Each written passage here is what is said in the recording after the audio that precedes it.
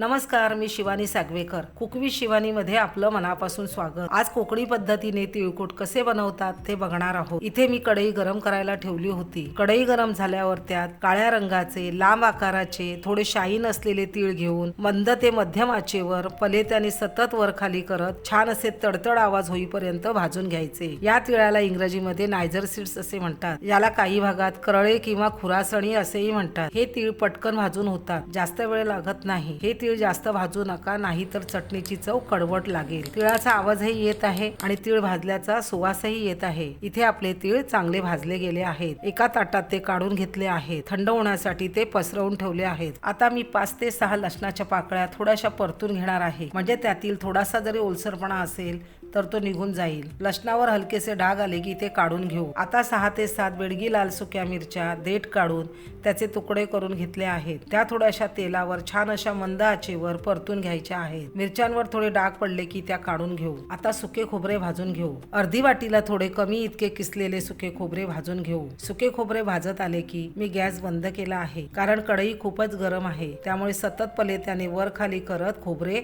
छान असे भाजून घेऊन ते तिळावर काढून घेतले. आता हे सर्व छान असे थंड व्हायला ठेवू. सर्व थंड झाल्यानंतर हे सर्व एकत्र करून मिक्सरच्या भांड्यात काढून घेऊ. आता त्यात आपल्याला जितका तिखट तिळकुट पाहिजे तितके चमचे आपल्या घरगुती साठवणीतील मसाला घालायचा आहे. मी इथे 3 ते 4 चमचे मालवणी मसाला घातला आहे. आता चवीनुसार मीठ घालून छान असे पल्स मोडवर जाडसर, म्हणजे थोडी भरड असते तसे ग्राइंड करून घ्यायचे. आपलं कोकणी तिळकुट बनवून तयार आहे. ते कोरड्या हवाबंद डब्यात किंवा बरणीत भरून ठेवा. 15 ते 20 दिवस छान टिकते. व्हिडिओ जरा देखील आवडला असेल तर चॅनेलला सबस्क्राईब करा, लाईक करा, तुमच्या मित्र परिवारात जरूर शेअर करा, बाजूची बेल आयकॉनही प्रेस करा. तर पुन्हा भेटू अशाच एका छानशा रेसिपी सोबत. धन्यवाद.